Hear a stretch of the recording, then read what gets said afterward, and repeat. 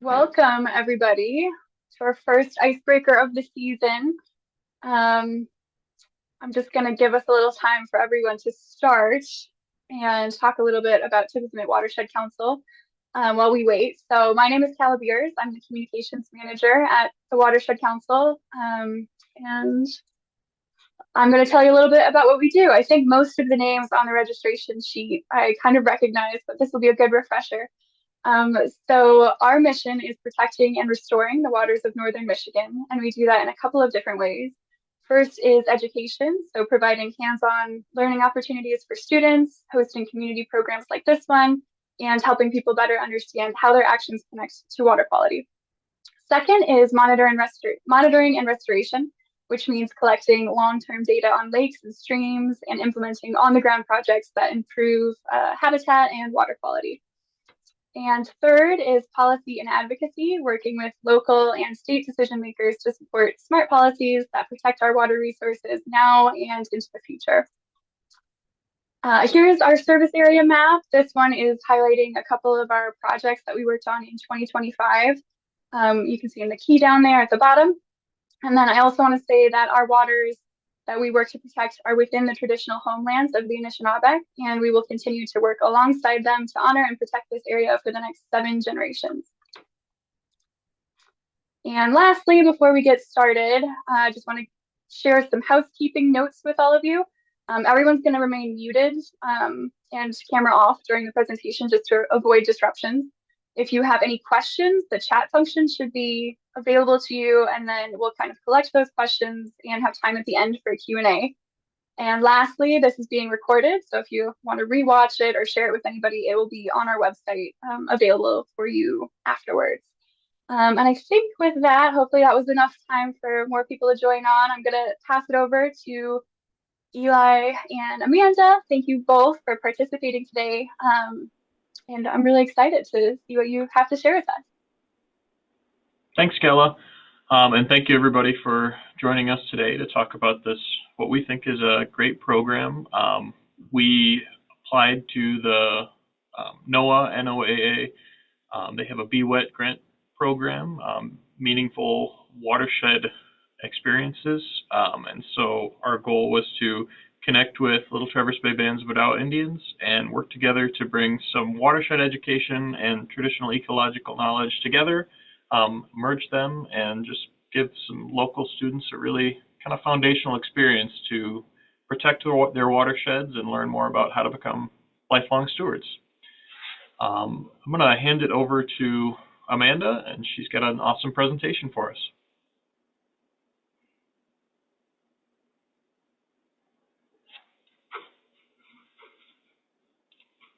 I think you're muted, Amanda, still. All right. Can everyone see my screen? Yes, looks good. All right. See it here. Yep. Great. Ani Minokajip, Amanda Weinert, meanwhile, Wapshkamukwe Indigenous, Mukwendodam, Nishnabé Kwe and Dao, Bawating Ojibwe, meanwhile, Waganaxing Odawa Kwe and Dao, Garden Peninsula and Donjaba, Carp Lake and Doda, tribal student advocate in Dongnangje. So I'm Amanda Weinert. I work for the Little Traverse Bay Band's Odawa Indians in the education department. I've been with Little Traverse Bay Band's ed department for going on almost a decade. It'll be a decade in August. And I've worked in various roles, including making curriculum for our department. And currently I'm the student advocate, so I get to work with our students within the school systems and building relationships with teachers and other educators. So I'm really happy to be here and share about this collaborative camp that we did with Tip of the Mitt Watershed Council. And I'm looking forward to planning our camp for this summer too, because this grant allowed us to do this for 2 years in a row.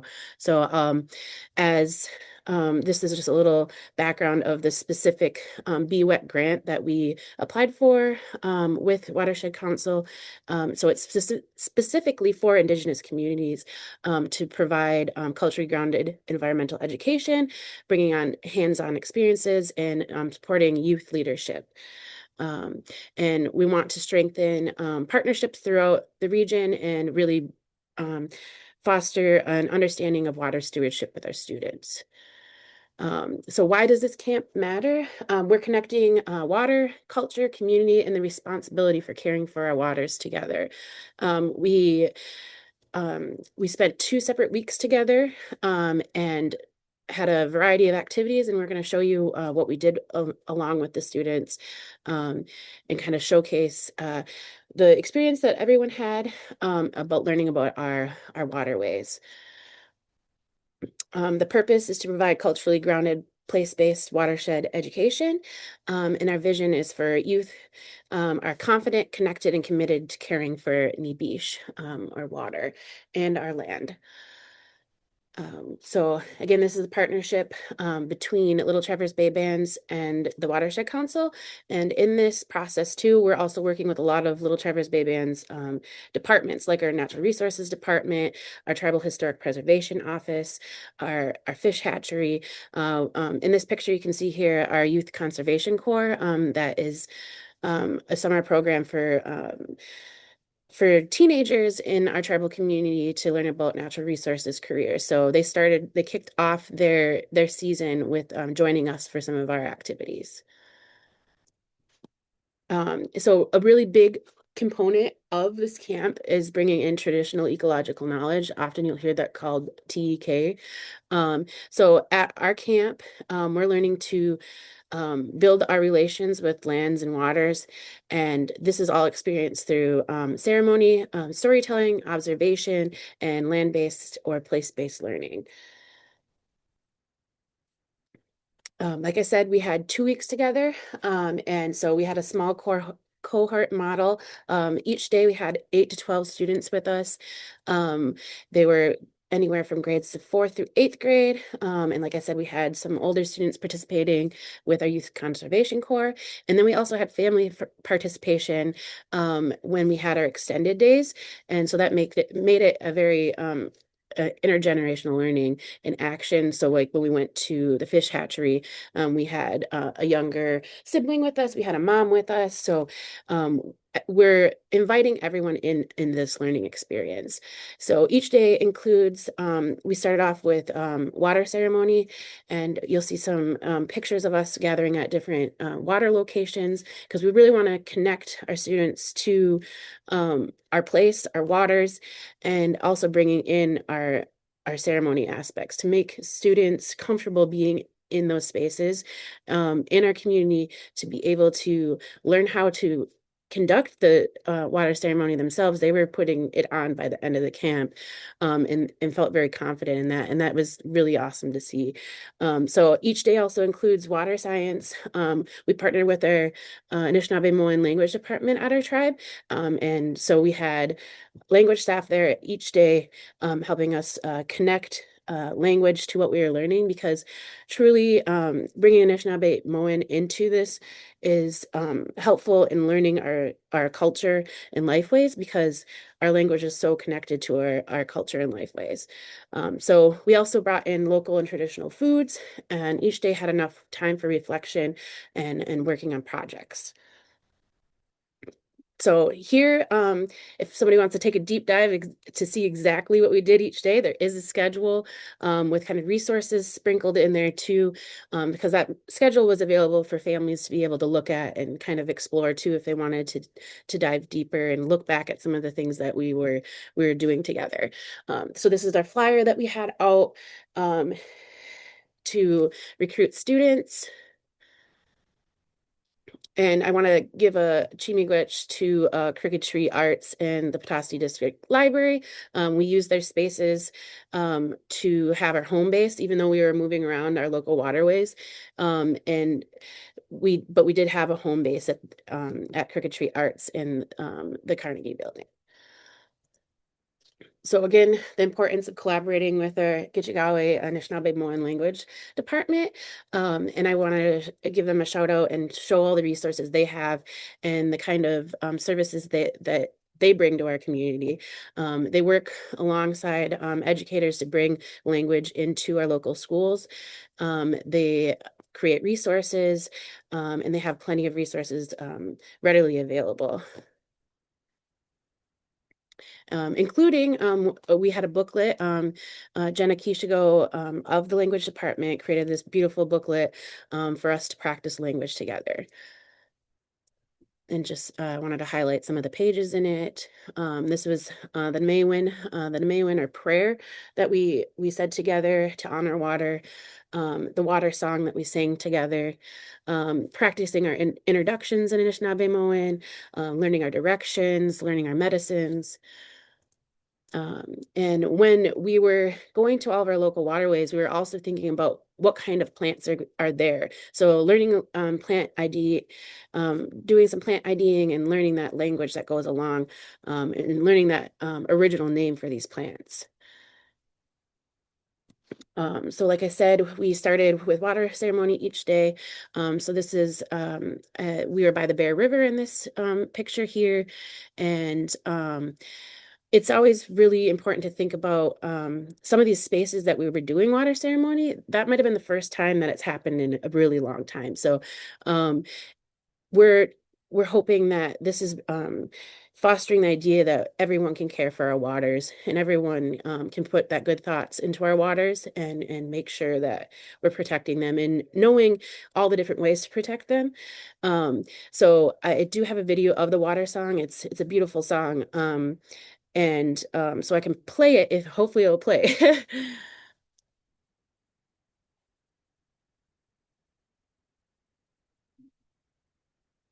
I don't know if I have to Nibe Isagego Nimiigwechewendam Nibe Isagego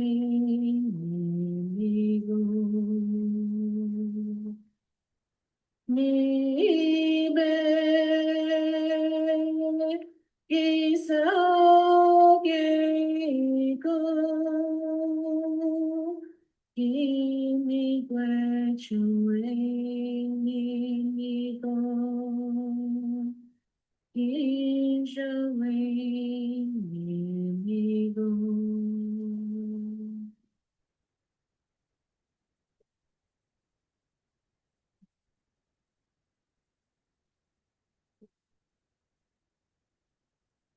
So that's just a sample of that song that we shared together each day, thinking about the water, praying for the water, and in talking about the people that are doing that important work and that have led that path for us. So a water walker is someone that cares for the water and they do really long walks across the Great Lakes, praying for the water, including Josephine Mendam and Ba, and Ba indicates that they've walked on, that they've passed. So we honor her and other water walkers when we do this. And the song was created by Doreen Day. She was having conversations with her grandkids, and they realized we should be thinking about water, even if it's a puddle of water, or the lakes that we're driving past to get to school. So they made that a family tradition, and then they've shared it out to the greater Anishinaabe community to be able to share and pray together. So you can see here we're at the Petoskey waterfront. That's where we had water ceremony pretty often. And then we had time too to just kind of familiarize ourselves with these spaces. So you can see the kids checking out the waterfall there.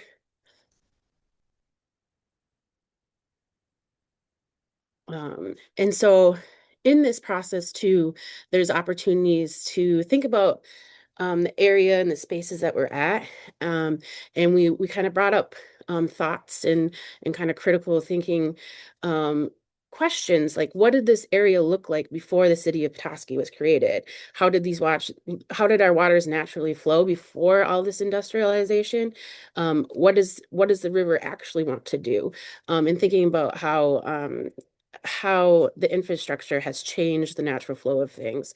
And so when the road was built, how did that change? When more houses came up, how did that change? So thinking about how our spaces have been changed and how we have adapted with that, and still honoring the fact that this is our homelands and we need to protect our waterways. and students during this time. It's also a really good time to ground them and kind of get prepared for the day. And this is also helping, like I said, helping students feel comfortable in community settings and knowing the protocols to ceremony and learning their introductions in Anishinaabe and practicing important words about our medicines, about water. So we were seeing that kids were able to do their introductions more quickly each day, being able to use Anishinaabe words, and asking questions on how to say different things. And like I said, we had our language staff there to help with that. Part of this, we also wanted to help students create their bundle for going to ceremony for cultural events. So that includes a dish bag. And so I have a picture here of like an example of an event that we've had in the past that our language department put on of creating a dish bag. And so this is something that you'll see often in Anishinaabe, or really a lot of Indigenous communities incorporate this. So it's a way of looking out for Mother Earth and bringing your own plates, bowls, utensils, and then often that copper cup is in there, and the copper cup is essential in water ceremony because copper is sacred to us, and it holds power to cleanse our waters, and it connects us to water. So we've been working with copper since time immemorial, and we're striving to keep this part of our lifeway. So we wanted to make sure kids have that of their own or build on to what they already have.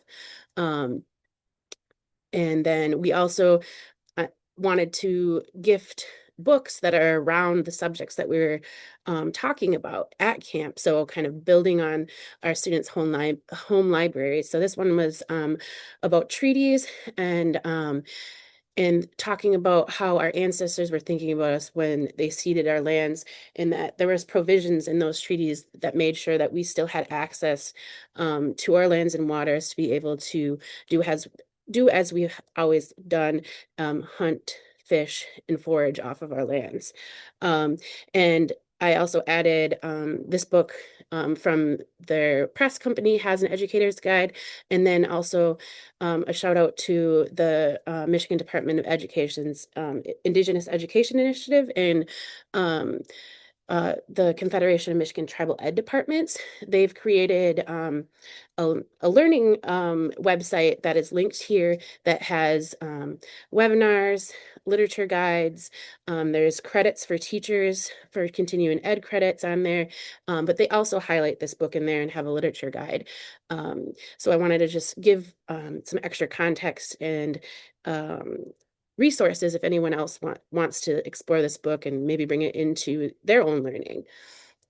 Another book that we had that we gave to students is this book about Hmong or Loon, and Loon being the caretaker of the lakes. And these stories come from an Anishinaabe elder couple that are known for sharing stories in Anishinaabe and English.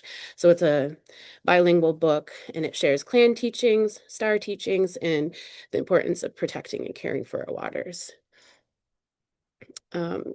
So bringing in food sovereignty. So this was food sovereignty in action. We were partnering with our tribal farm, Nimiigwechewendam farm, and then Mushko Ode farm to supply our snacks and meals throughout the 2 weeks that we were together. We also visited the tribal farms, Nimiigwechewendam, and you can see here the former director, Mary Donner, was serving us up some food there, and we got to explore the farm and see everything in action. The chickens, the crops that were being that were there at that time. And then also thinking about this camp is a STEAM camp. So really bringing in that A of STEAM. It was amazing that at that time, Cricketry, where was also our home base, by chance had an exhibit that was all about water. And our language department helped them with some of the design of the exhibit. And then also it featured some of featured artwork by our language staff that were helping us. So I thought that was really cool. And then there was multiple artworks about Nime or sturgeon, and that was something that we were also learning about. And then when we went to the Discovery Center at the Watershed Council, that there was an Nime there. And then at the exhibit, there was a live feed of the tank. So it was all very interconnected, and it worked out really great that this exhibit was happening at that same time that we had students at our camp. And again, finding different ways to bring in art. So this was cyanotype prints.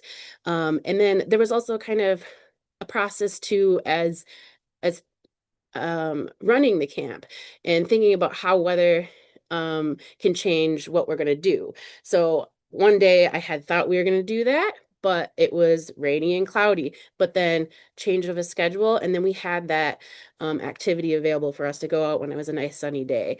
And then students automatically just connected to the theme of the camp. There wasn't really a prompt to do that, but you can see here that they made prints that had fish, that had plants. So it was really interesting to see that creative process too, that they were automatically just connecting it to the theme of our camp. So we learned about water cycle and watersheds.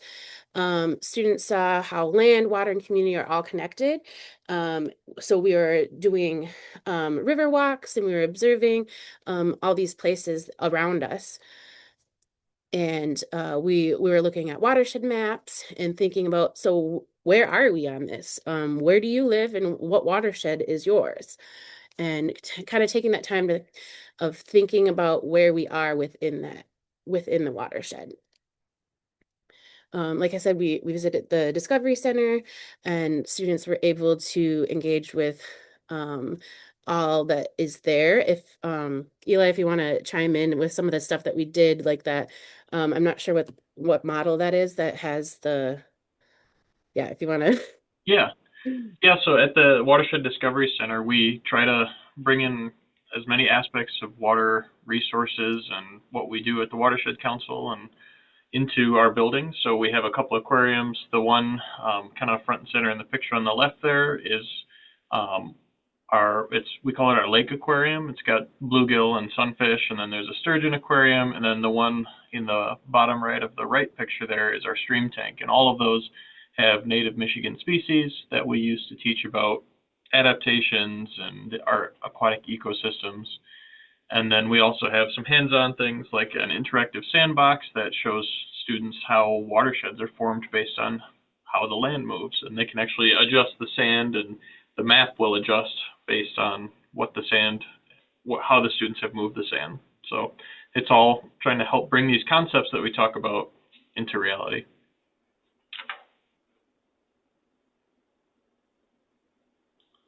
Just a couple more pictures. And then we also, the picture on the right there, that was our sturgeon. That sturgeon has since been released in the annual Nime release that happens in September. But we try to bring our sturgeon out and give the kids a chance to feel the sturgeon's scales and scutes and just check them out up close and personal. Something not a lot of people get to do, and we think it's a really amazing thing that students get to experience this fish that's been here literally longer than anybody. And then throughout the weeks together, we also brought in talks about invasive species. So this is an example of some invasive species samples that we got to observe, and then kind of thinking about when we're out observing our waters, are we going to find these?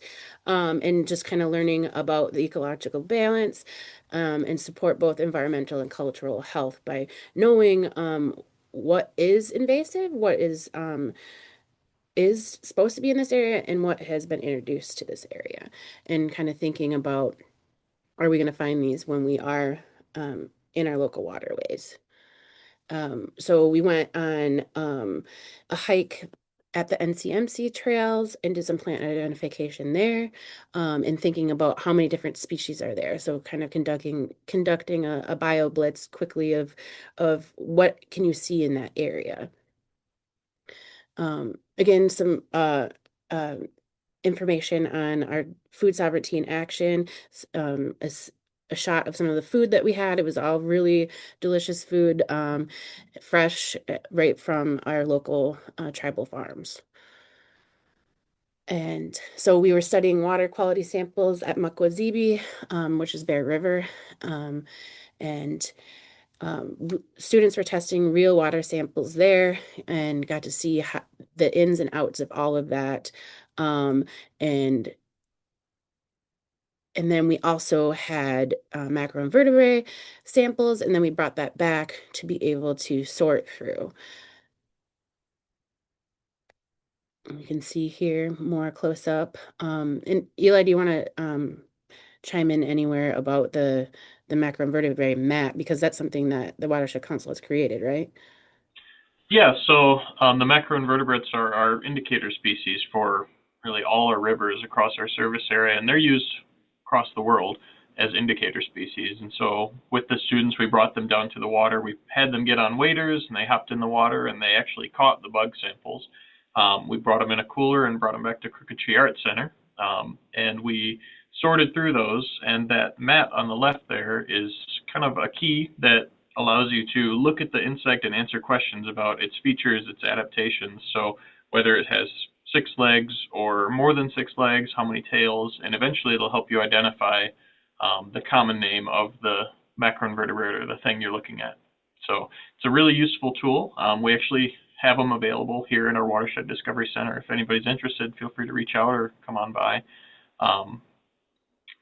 The students, a lot of them had been familiar with these macroinvertebrates just from seeing them flying around, but a lot of them were not familiar with the aquatic versions, the larval versions. And what I really appreciated that the tribe brought was we had the Anishinaabe names for a lot of these macroinvertebrates through that book that the language department created.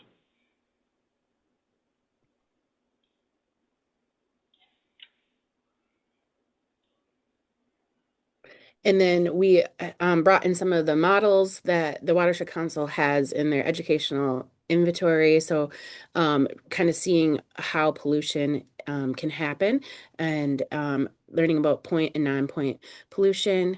And Eli demonstrated this with the students, if you want to explain it a little bit. Yeah, this is a model that we use all over the place, and it's just a simple way to talk about how the things humans do on land can end up washing into our nearby waters, rivers, like streams, through runoff or snow melt.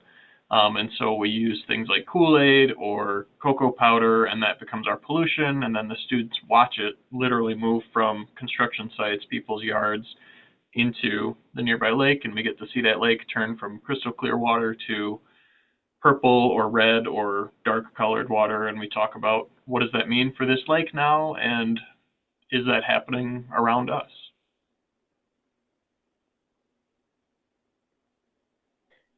So we partnered with our natural resources department, our hatchery staff. We're excited to come electroshock fish with our students, and we did that at Camp Petasiga. And then we got to see a sample of what is in that waterway there.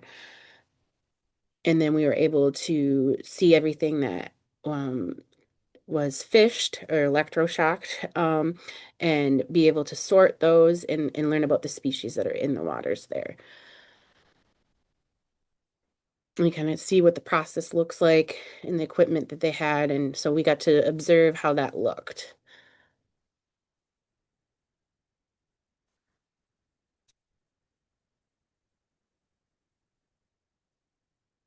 And another important aspect too is bringing in community storytelling and elders. So 2 of our staff, Angie's in our spring prevention grant, and she came with Delita Gasco Smith from our health department. She's a cultural advisor there, and they made Gigon fish stuffies, and the students thought of it on the spot there. They started putting our traditional medicines inside of it.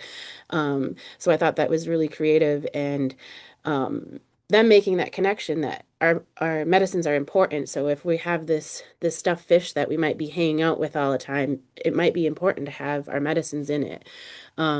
So they listened to some stories and kind of just spent time with some of our community teachers and elders, and we're able to make these fish. Some of the kids got so excited and made maybe 5 of them. They were making them for family members. Um, so it was a really great time just to kind of be in community together and having conversation and making something together. And kind of related back to that model that they were doing in the past couple of slides is when we did walks around too, is kind of thinking about how um, the environment around us that has been built, how that affects our lakes and waters, and thinking about how the design of different places and how that affects either can create pollution or reduce pollution, and thinking about different ways that we could protect our waters. We also partnered with a tribal historic preservation office and often you'll hear it called TIPO. And our TIPO officer is May Wright. And we went to Mackinac City, and we went to where McGulkin Point is, the lighthouse, and actually the waters in the Straits area right there is really important to Anishinaabe people, and it has always been a meeting place for us. It has been a seasonal camp for us. It has been a trade spot for us, and we've been gathering there for a very, very long time. So she was talking about the importance of this space for us, and then also talking about really hard things like with the proposal of the Line 5 tunnel, it would be right there in that space where we have been gathering for generations upon generations. And often we have, Odawa people have such a connection to water that we've buried our loved ones near the water. So bringing up that there's going to be something perhaps really hard happening soon, that we might have to protect our ancestors in that space. And kind of thinking about how that connects us to water, and knowing that we've always been so connected to water that that's where we have been putting our people to rest. Um, so May did a really great job of incorporating that into learning about waters and protecting water, talking about tribal sovereignty and our treaty rights. At that time, we also, when we were around Mackinac City, we also stopped by French Farm Lake, and that's also a place where they're trying to rehabilitate Minoman or wild rice. So we talked about that and how important that it is to bring back that important traditional food, not only for us, but also for the lands and waters and animals, because it's also a very important food source for animals like ducks. So thinking about all these spaces around us that have been affected um, by industrialization, by not thinking about our lands and waters, and not thinking about the safety and health of them, and that now we're trying really hard to bring back some of our really important species, because Minoman or wild rice is often taught as one of the reasons why Anishinaabeg um, migrated from the East Coast to this way, because we were looking for the place where food grew on water. So, um, unfortunately, in our region, we don't have very many spaces that still have Minoman beds, because unfortunately, at certain times, people have thought of it as a nuisance, that it was getting in the way of their lakefront properties, and so it's been removed through all sorts of reasons, but really it started um, in the lumber era too, that those rice beds were being destroyed to be able to push the lumber through the waterways. So there's um, a lot of learning about our traditional plants and seeing how we can be there to help protect them and rehabilitate them. Um, like I said, our Youth Conservation Corps kicked off their summer with us, and did some of the activities together, like at the Bear River when we did the water sampling and the macroinvertebrate sampling.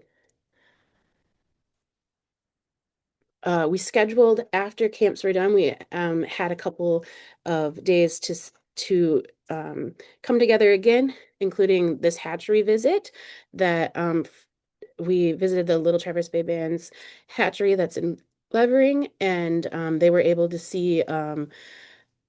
You can see on the right side, the students were looking in. They were about to go bring some fish to a local waterway, so they got to see them before they were. I don't. Yeah, do you remember what kind of fish it was or where they were going? I can't remember. When I was putting it together, I was like, I really wish I remembered. The fish that were going out, I Yeah. I think they were. I want to say they were sturgeon. Yeah, I think it might have been. And so they're about ready to bring those out. So it was really cool that they got to see them in the truck that brings them out to the waters. And they got to tour the hatchery and see all the fish that they had there, and kind of the process of how they keep them there.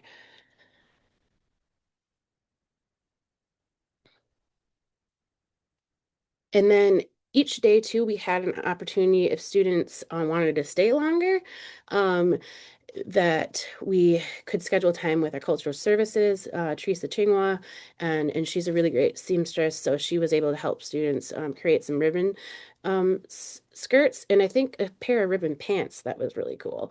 And so there was some time to be able to create, and then we also went to Zorn Park and Petoskey State Park to be able to do some swimming together. But Zorn Park was definitely a favorite because you can jump off that dock and kids really like that.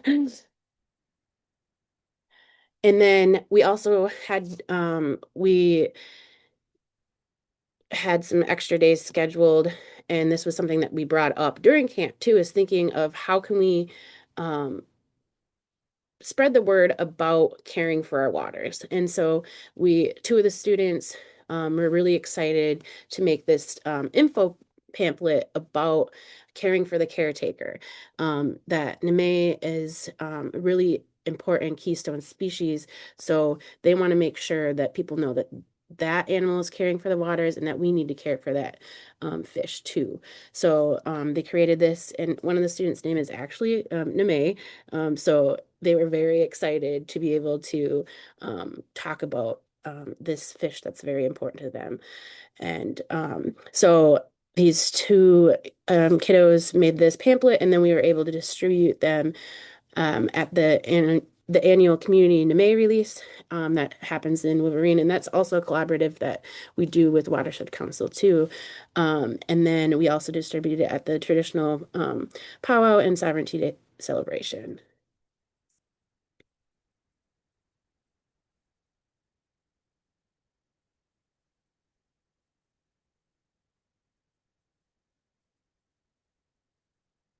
And then, so we're looking forward to camp this year, and we have the dates out. And we'll probably get registration out within the next month or so. And so we'll be doing similar things together and learning about our lands and waters in this coming June. So when reflecting upon our time together, thinking that students gain strong cultural connection, a greater environmental literacy, confidence in leadership, a sense of responsibility to our waterways.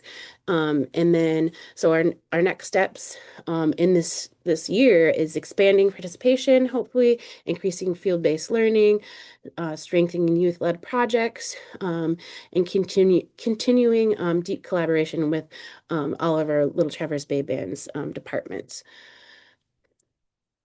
So Little Traverse Bay Band's Ed Department and Tip of the Mitt have some shared goals here, and that's why it's really important that we've come together for a camp for our youth like this. So we're supporting youth to develop leadership roles, create pathways for careers in environmental stewardship, strengthening our cultural connection and environmental responsibility, and having a greater community impact.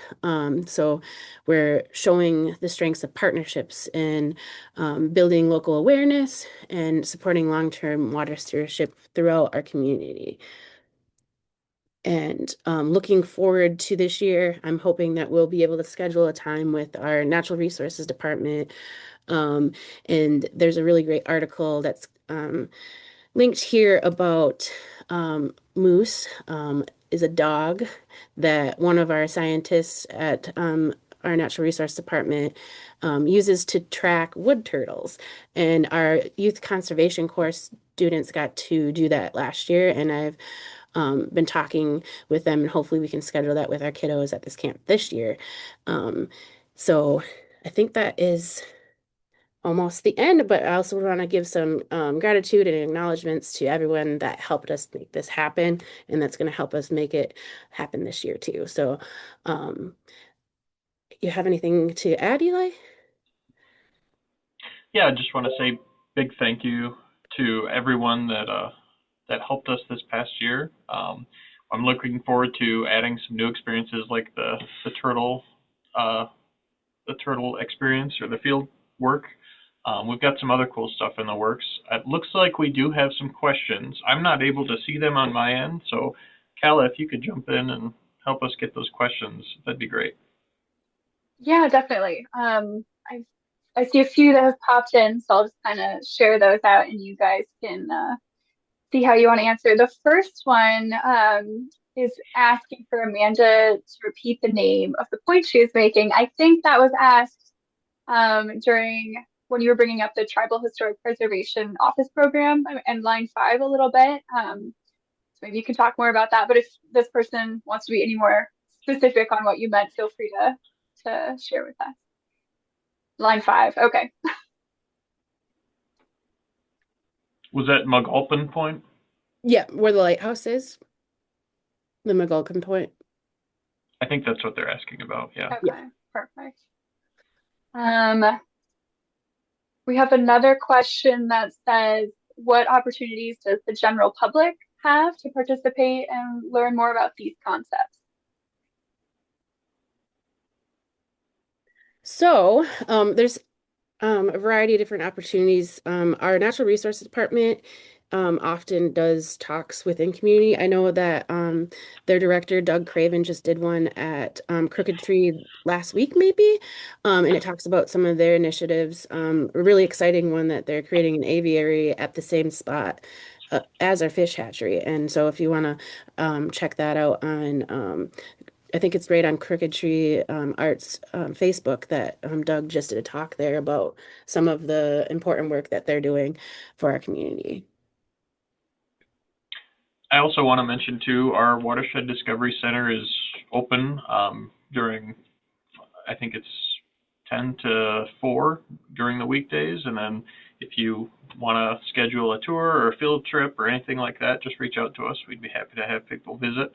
And then on our website, thewatershedcouncil.org, we have an events calendar that's being populated right now with events coming up this summer. One of those is that collaboration we do with the tribe, the Nime release that happens in September, but there's some other ones to look forward to too. Yeah, and I would suggest following our Little Traverse Bay Band's education department Facebook. If you are on social media, we post a lot of events within our community, but also the greater Anishinaabe community too about things like this. But then also our Little Traverse Bay Band's Natural Resources Department also is on social media, and then our Little Traverse Bay Band's government page too. We'll share a lot of events that are available and open to the public. Awesome. Thank you. Those are some fantastic resources. We have another question to repeat the name of the books with the Anishinaabe names that you were mentioning with plants and macroinvertebrate species. Also, I think I'll share a lot of these links, but go ahead, Amanda. Yeah, so it was a book that our language department created specifically for our camp. Um, I'm trying to get back to it, and it has some of the pictures. one of my coworkers, Jenna Kishigo, who works in the language department, created it. Where are those? I've got it here too. Yep.